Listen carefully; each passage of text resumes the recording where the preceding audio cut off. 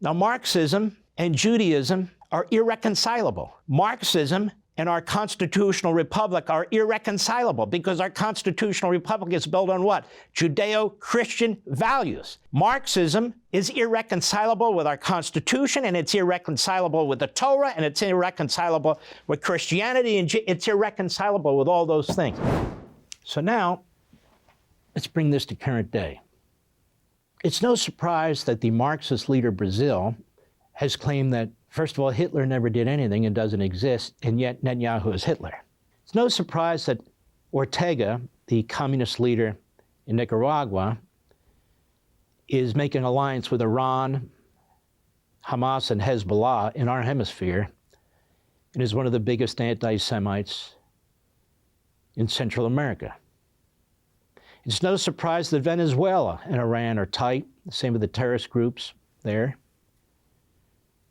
because these are Marxist regimes.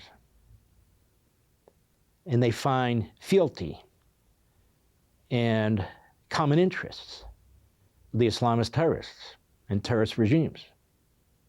It's no surprise that Xi and Communist China has been holding meetings with Hamas and Fatah to try and get them to reconcile so they can focus on destroying Israel, which they believe will also help bring down the United States. It's no surprise. It's no surprise that North Korea works closely with Iran. What do they have in common? What I just told you they have in common.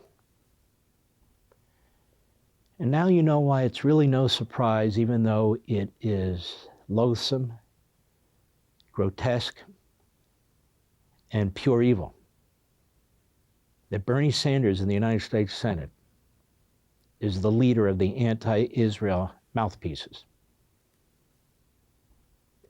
But if you knew the history of Bernie Sanders, and you know some of it, because I've told you some of it, you'd understand why he is, and why he is such poison, why he is a cancer that is metastasizing.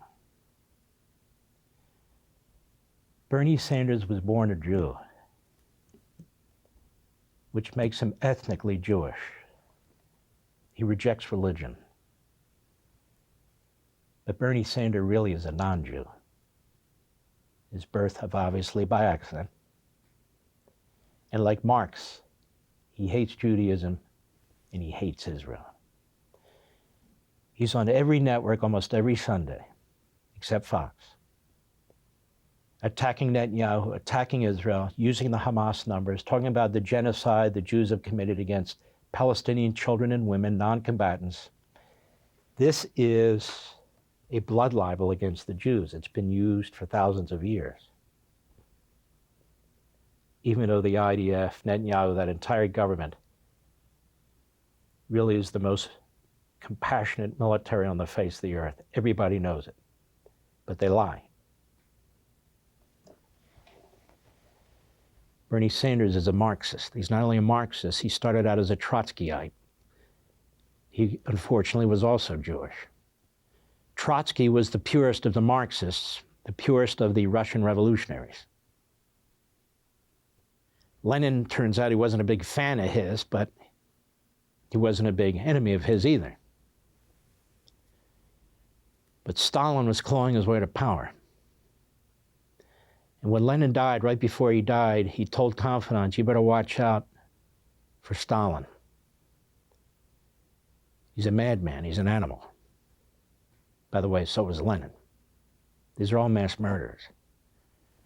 So of course, Stalin tries to take out Trotsky. Trotsky escapes Russia. He's hunted down and he's murdered. He's murdered in a pretty gruesome way. You know those massive meat hooks you see, which are kind of sickening, where they put beef, big carcasses of beef? That's how they murdered him. Took him and plopped him right on top of one of those massive hooks. They killed him. And of course, Stalin had his mass murdering going on. He didn't trust anybody. He was psychotic. He was paranoid. Top generals he would kill. after they did what they needed to do. He would kill people in the Politburo. He would kill. He just wanted to make sure. He killed Barry in the end, who was the biggest killer of them all. Stalin. Bernie Sanders went to Israel. He served and wanted to work in a kibbutz. A kibbutz is, when you think about it, these little sort of socialist enclaves, not necessarily Marxist, but economically socialist. Families work together, they grow their own food, they do their own things, so forth and so on. Sort of a strange homeschooling atmosphere, if you will. It's not for me, not for most of you. Now, many decades ago, there were a number of kibbutzim, as we call them, that were fairly radical.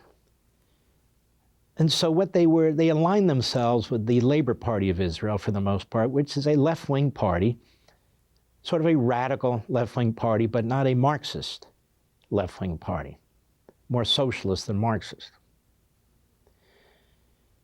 But there was one kibbutz in particular, handful of them, but one in particular that rejected that and embraced Trotsky and later Stalin.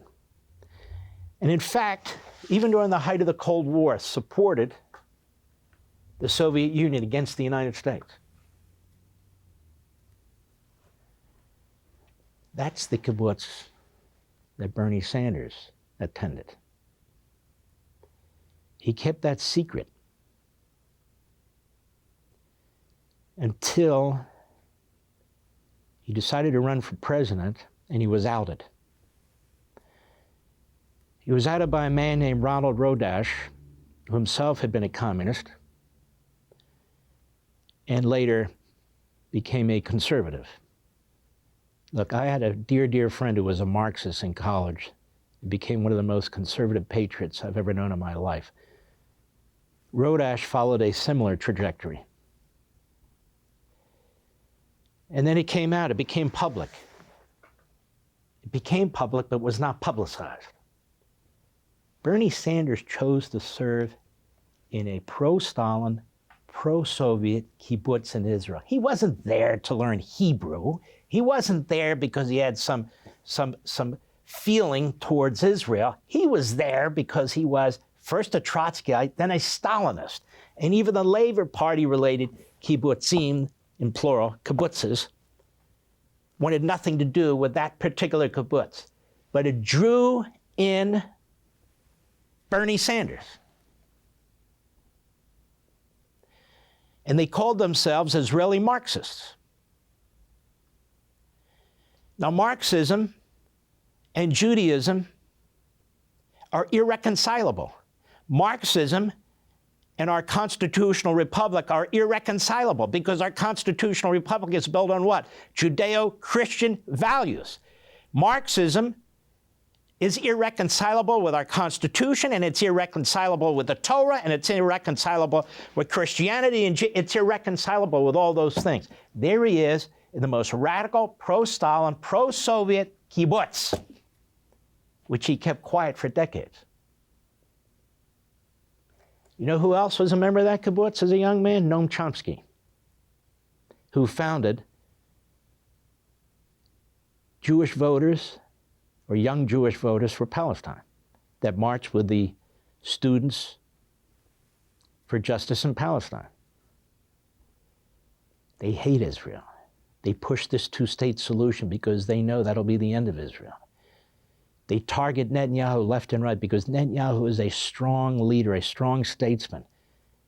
They need to get rid of him. They need one of these frauds and phonies and reprobates, these weak members of Likud, or these weak members of Labor, although the Labor Party's weak right now, these left-wing parties. So why? So Blinken can manipulate them into committing suicide.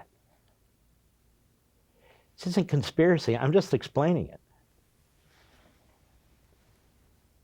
And the media keep bringing Bernie Sanders on TV because they like what he has to say. He's Jewish. He's for the people. he represents the progressive element of the Democrat Party.